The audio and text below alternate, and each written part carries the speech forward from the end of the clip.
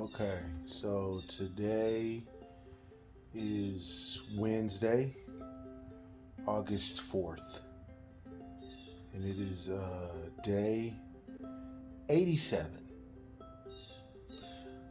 It has been 2 weeks since I have done an uncut, and I'm sorry. So, 2 weeks ago, um, I didn't do an uncut because I had to go to Ohio. My grandmother's neighbor um, doesn't have control over his dog. His dog jumped the fence into my grandma's yard. My grandma's taking her trash out. The dog jumped on her back. He didn't bite her, but he jumped on her back. And so she, whipped around. What's wrong with you? Get off me, da da da. And that caused like some pain and some stress. Her blood pressure went up. She spent a couple of days in the hospital. She is 92 years old. So we had to go to Ohio a couple Wednesdays ago to check on her, make sure she was straight, spend some time with her. Granny doing all right. So that's why I didn't do a report 2 Wednesdays ago. Last Wednesday, I didn't do a report probably because I'm lazy or I forgot or something like that. I don't know why I didn't report last Wednesday, but I'm reporting this Wednesday. So let's catch up. I went to the doctor. I don't know if I, went over this in my last report, but I went to the doctor and I am in, according to my doctor, perfect health. So, hemoglobin A1C is good, cholesterol good, blood pressure good, PSA is good, which is important to me because my father is dealing with prostate cancer right now. His father died from prostate cancer in 1973, and my great grandfather also died from prostate cancer.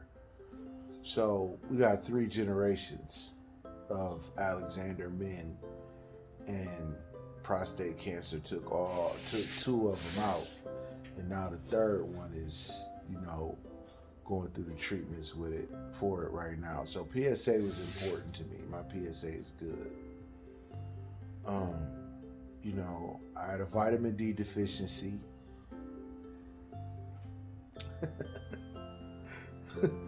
I'm such a child. I mean, there is a bevy of vitamin D jokes that could be made here, but I'm gonna leave that alone.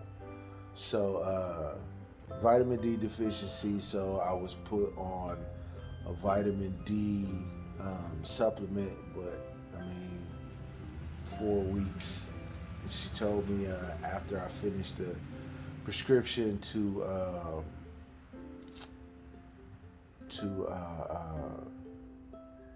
get an over-the-counter vitamin D supplement and take that.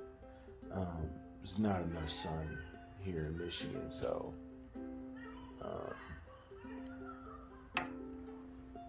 vitamin D deficiency. So there's that. So now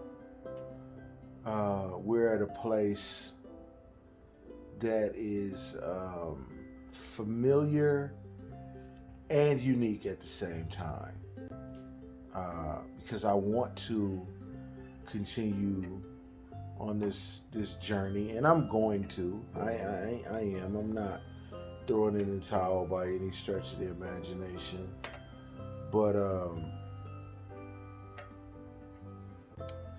what's happened is it's terrible because the information that I got from my doctor, while it being positive information, is literally the worst thing that could happen to me. Because I was doing so much better when I thought I was gonna die, right? So let me clarify.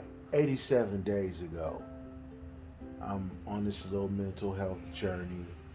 I'm severely out of shape to the point where, you know, I feel like um, I'm in terrible shape, like that car that's turning around terribly. I'm in terrible shape, like her driving ability. Anyways, I'm in bad shape. I walk up a regular flight of stairs. I'm short of breath. I'm, barely making it. I don't really feel good. I'm sitting on the couch. I gotta get up in shifts. You know what I'm saying? I'm staying up till 2, 3 o'clock in the morning, playing PlayStation, eating snacks, just continuing to get fatter and fatter. Throughout COVID, I gained 100 pounds. It's not good. Nothing. It's all bad, in fact. So I started walking. I walked around this block, and by the time I got home on day one, it was a complete nightmare. Like I remember it very, very vividly. So I said all that to say, at the beginning of this journey,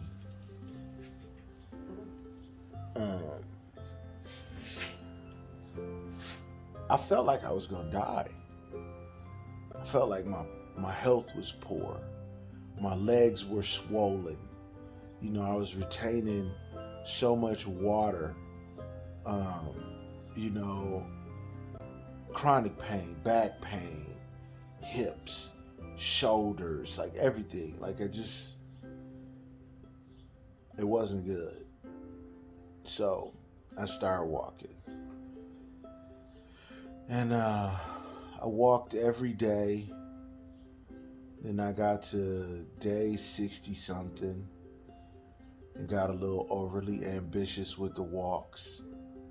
And I walked 10 and a half miles in one day. So after I walked the 10 and a half miles, the next day, my knee was garbage. It was swollen. It was very tender. I got 3 houses down the street, and it was in so much pain. So I try to convince myself, like, okay, just keep moving, and it'll loosen up. You'll be fine. So I keep moving, and 3.5 miles later, I wasn't fine. So I had to shut it down. I had planned on doing 5 miles that day. So I'm so emotional. I talked about that on here. I'm so emotional because I feel like everything that I'm trying to I'm endeavoring to do, it's just not working. So one of my TikTok followers, her name is Grandma _Tingling. It's probably some numbers after that, but I don't remember it right off the top of my head. So she says, get on a bike or, get in the pool. So, we got COVID out here, so I'm not trying to get in no public pool, and I don't have one here at my house. So the pool thing is out, but I did have a bike. So boom, I get on the bike the next day. I do 10 and a half miles on the bike, but it's grueling. It was a rough 10 and a half miles. Next day I do 5 miles on the bike. So one of my clients, he came in, he checked my tires. He said, you don't have enough air in your tires. I had put 35 pounds of pressure in the tires like it was a car. Come to find out, my tires require 65 pounds of pressure. So boom, we air the tires out. Then he told me, here come this raggedy car. Get it fixed. You need some power steering fluid, lady. So he he tells me to go over to Eric's bike shop over here on Martin Luther King in Lansing, Michigan. So I go over to Eric's and I get a seat and I trade it in. I got the biggest seat. It cost me $100, but I got rid of this seat. This seat ain't even, you know what I'm saying? Like look at this seat in comparison to me. And I'm supposed to put my ass on this thing. Man, my balls was hurting like no other. So I switch out the seat. Plus, that's the seat that came with my bike. And the seat that I swapped it out for is a gel seat. So now I got a big, huge, wide seat. It's a gel seat. Riding a bike is super fun. So I put up a nice little 9 miles the day I got the seat. And then the next day, I went for a walk in the mall because it was, the weather was inclement or whatever. Day after that, I jump on the bike and I ride over to my brother's house. Brother lived about 8 miles away. So I ride the bike over there, chill for a little minute, kick it, jump back on the bike and ride home. So I done did just under 16. And it felt good. It was so fun. Like riding a bike was so fun. It was just like being a kid again, right? So I'm like, okay, I'm about to start riding this bike all the time. So I ride my bike up to Eric's bike shop just for a checkup. You know what I'm saying? Make sure everything is good. So I got some spokes bad, and I needed a new chain. So he got to keep my bike for a week. So I'm mad because I got to walk now. So I started walking. And then, the week is up and I get my bike back. Get my bike back, I'm happy as a lark again. Whatever that means. I've heard that saying before, but I have no idea what a lark is or how happy it is. I don't know. So anyways, so I'm happy, right? And so I do some zigzagging through the neighborhood and I'm just riding around like a kid. And then, so that's Friday. This is last Friday. So then last Saturday, I put 15 miles on the board and rode every one of them 15 miles. Man, I got back. I was tired, but I felt good. And again, riding a bike was fun. Sunday, boom, I rode another 15 miles. So Monday rolls around. I only got one client, and the client isn't until 1 o'clock in the afternoon. So I'm like, oh yeah, I'm about to give him a 20-piece Monday, right? This is like not this past Monday, but the Monday before. About to give him a 20-piece. I'm about to go for broke on this little, on this little Monday or whatever. So I take off riding. I get around the corner, and when I get around the corner, I'm coasting. I'm on Cooper Street, and I'm coasting, and I feel the bike, wobbling like that. So I bend the corner. I stop at Colonial Village, and I check the spokes the same way the dude checked the spokes at Eric's Market, and I find some bad ones. They're loose. A couple of them actually broke. So I end up coming home after only having done 2 miles or 10% of what I set out to do. Kind of distraught again. And I'm a Pisces, so I beat myself up. So I'm kind of distraught again. The next day, I walked 2 miles, but what the fuck is 2 miles? You know what I'm saying? Like, I'm not impressed with the 2 miles. The next day, I did some yard work, which is a pretty good workout. You know what I mean? It's a big yard that we have here.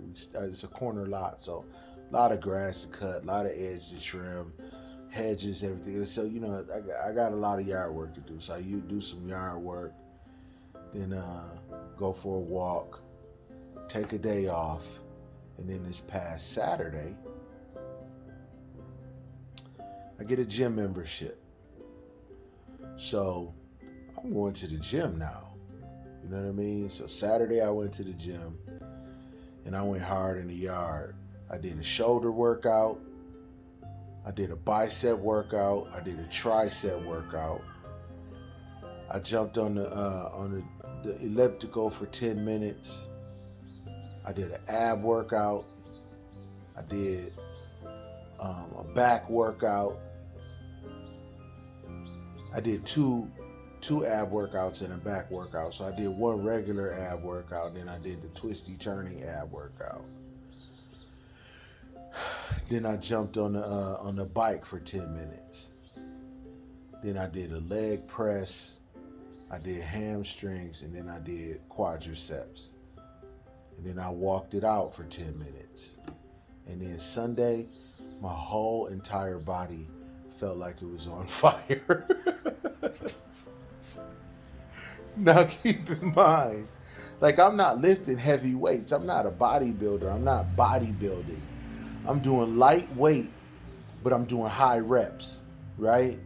So, you know, I'm doing lightweight, but I'm doing 30 reps. You know what I'm saying? And so by the time I get to 30, I can feel it. You know what I mean? It's like 26, 27, you know what I'm saying? Even though it's lightweight, because, I mean, I'm practically strong, but as far as working out, I'm weak. You know, like practical strength and workout strength are two different things. So practical strength, I got that in spades, but workout strength, I'm weak. So I'm doing low weight, I'm doing high reps. Man, Sunday, everything hurt. I'm eating Advil like Skittles. And so I didn't do anything. So then Monday, I go to the gym. Yesterday, I went to the gym with my brother. I'm gonna go to the gym when I get done doing this report. And you know, I just been kind of scaling back. But the reason why I say that the information that I got from my doctor is the worst information that I have is because I know I'm healthy now. So it's like, bump it. I'm good. I don't have to do anything. Whatever I've been doing for the last 45 years, yeah, I'm fat, but I'm cool. You know what I'm saying? So now I got women calling me a teddy bear, telling me I'm handsome, you know, like gassing me up or whatever. And I'm like, well, you know, maybe I can find a person at the state I am now. You know what I mean? I'm in decent shape. I can walk all day at a festival. I can go for a nice little walk with my lady. I can go for a bike ride with my lady. You know what I'm saying? So it's difficult for me to motivate myself to get back to it. But anyway, so the spokes break. So I decide, just, you know, rewinding some because I'm scatterbrained. But so I decide, you know, okay, I'm not about to keep throwing spokes. My bike is at the shop right now. You know what I'm saying? I'm going to be paying these people every week to continue to replace spokes on this bike. So let me find a mag wheel. That way, no spokes. You know what I'm saying? Less opportunity for breakage. So I find some wheels that I feel like are suitable. And I did not realize that they're e-bikes now with motors. And bikes have evolved to the point where they have disc brakes like cars. So the rims that I'm finding on Amazon, they are compatible with e-brakes. They're a freewheel bike. They're a freewheel rim. They can't support a multi-sprocket setup, and then they're equipped for disc brakes, and I have rim brakes because my bike was purchased in 2013. So I'm discouraged about that, and you know, I decide that I'm gonna ride my bike anyways, but I'm gonna stay in the neighborhood. I'm gonna just, you know, wind throughout these streets. So then that way, if anything happens to the bike, then I can just, I'm within enough walking distance where I can walk it home, right? So I'm winding through the streets. I did that one day, did that the next day. The second day that I'm winding through these streets, I get stung by something. I have absolutely no idea what it is. I still have a lump on the back of my head where I'm assuming there is a stinger lodged in my neck. So I get stung. Stings me on my neck. I stick my hand back there like this. Boom, it got my finger. My finger's on fire, or my hand is on fire. My neck is on fire. I can't even hold my head back. So I ride home. I come home and I'm like, what did I do? Like, this feels like karma. You know what I'm saying? Because I want to be healthy. I want to keep going. I want to lose this weight, because now I know that I'm healthy. So now it's a matter of getting to the desired size that I want to be at. And the desired size that I want to be at is one wherein I can do regular, normal people things without feeling like I'm so abnormal. Like, I want to be able to go to the movies without the seats digging into my hips. Or I want to be able to get on an airplane without feeling like I'm making everybody next to me uncomfortable. Or I want to be able to, go on a date and sit in a booth at a restaurant without my belly spilling over onto the table. So this is the goal now. It's not necessarily health, because I'm healthy. I drink plenty of water, blood pressure good, all that stuff is good. But because all of these things are happening to me, like, I feel like it's karma. Like, I feel like I did something to somebody, and now I gotta pay for it.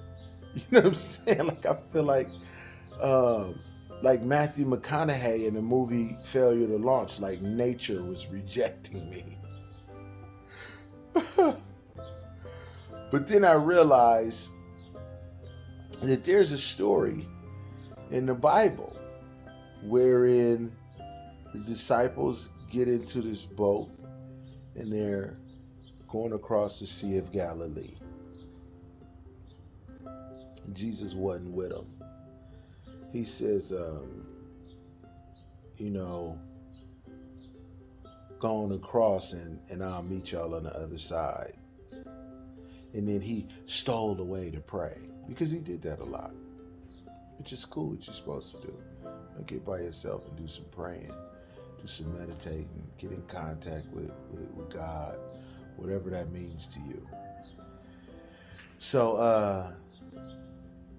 the Bible says that there came a contrary wind, right? And it's incredibly interesting that it's worded that way, because contrary is opposite. So the wind was against them.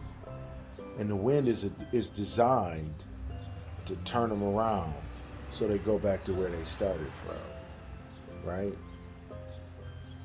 So I'm thinking about this particular story, because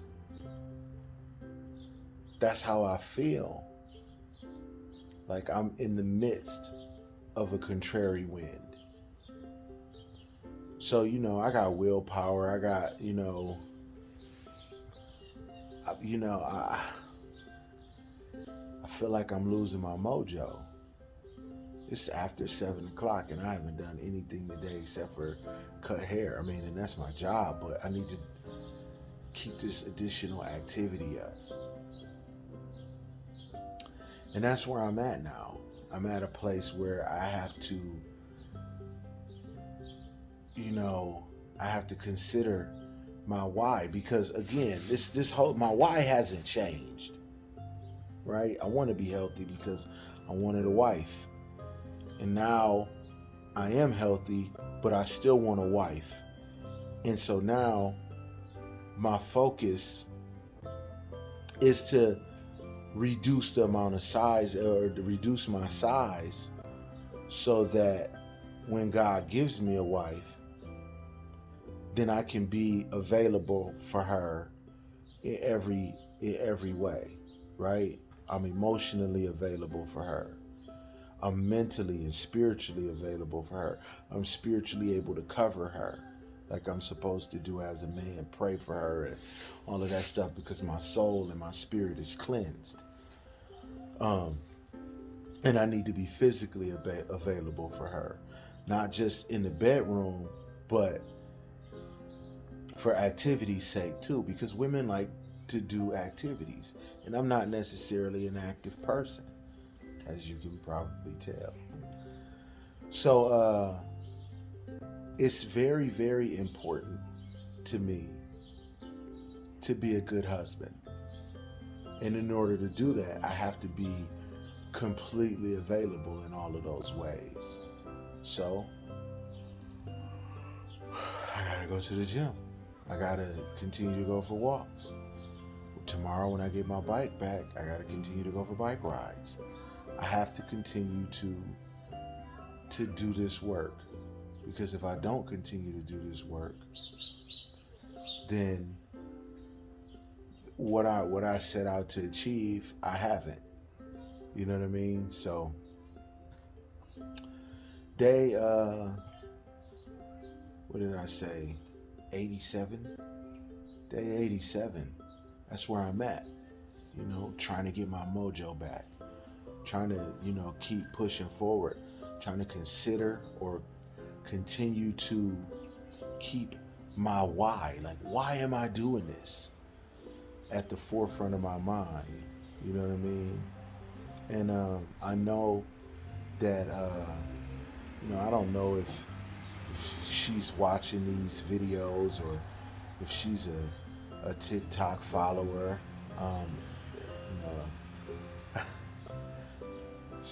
She's probably a TikTok follower, but I don't know. You know what I mean? But I feel like my wife is going to appreciate the work that I'm doing now to be the man that she deserves. So that is, that's my uncut for this week on day 87.